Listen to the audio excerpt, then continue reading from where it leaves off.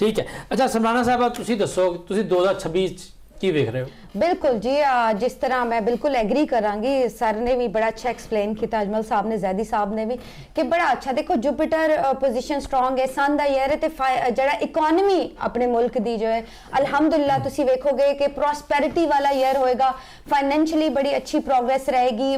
मैं पहले ही दस्या कि पड़ोसी मुल्कां दे नाल ताल्लुकात बड़े अच्छे होणगे, माइट भी जड़ा है थ्रू एक्टर एक्ट्रेसेस इंडिया दे नाल भी जड़े हालात खराब ने ना, वो शायद जड़ा बैलेंस हो जाएंगे। 2000 विच ट्रबल रहेगी, बिल्कुल मैं 100% एग्री कर दिया।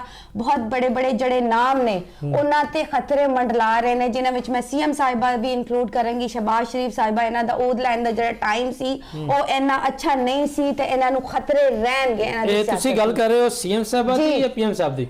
ਮੈਂ ਦੋਨੋਂ ਦੀ ਗੱਲ ਕਰ ਰਹੀ ਹਾਂ। ਦੋਨੋਂ ਦਾ ਟਾਈਮ ਉਹ ਚੰਗਾ ਨਹੀਂ ਸੀਗਾ ਜੀ ਜੀ, ਉਹਨਾਂ ਦੋਨਾਂ ਦਾ ਟਾਈਮ ਜਿਹੜਾ ਹੈ ਉਹਨਾਂ ਨੂੰ ਸੰਭਲ ਕੇ ਰਹਿਣਾ ਪਏਗਾ। ਸਿਆਸਤ ਦੇ ਵਿੱਚ ਮੇਜਰ ਚੇਂजेस ਆ ਸਕਦੇ ਨੇ ਤੇ ਇਹ ਚੀਜ਼ਾਂ ਸਾਨੂੰ ਡਿਸਟਰਬ ਕरेंगे। ਬਾਕੀ ਅਗਰ ਦੇਖਿਆ ਜਾਏ ਤਾਂ ਕਾਫੀ ਪ੍ਰੋਸਪੈਰਿਟੀ ਵਾਲਾ ਈਅਰ ਹੋਗਾ। ਪਾਕਿਸਤਾਨ ਦੇ ਵਿੱਚ ਐਬਿਲਿਟੀ ਹੈ ਕਿ ਕਿਸੇ ਤਰ੍ਹਾਂ ਦੀ ਵੀ ਸੂਰਤ ਹਾਲ ਨਾਲ ਨਿਬਟ ਜਾਏਗਾ। ਜੰਗਾਂ ਜੜੀਆਂ ਨੇ ਉਹ ਨਹੀਂ ਰੁਕਣਗੀਆਂ, ਤੁਸੀਂ ਕਹੋ ਕਿ ਜੰਗਾਂ ਰੁਕ ਜਾਣਗੀਆਂ, ਜੰਗੀ ਸਿਲਸਿਲੇ ਜਣੇ ਨੇ ਉਹ ਰਹਿਣਗੇ।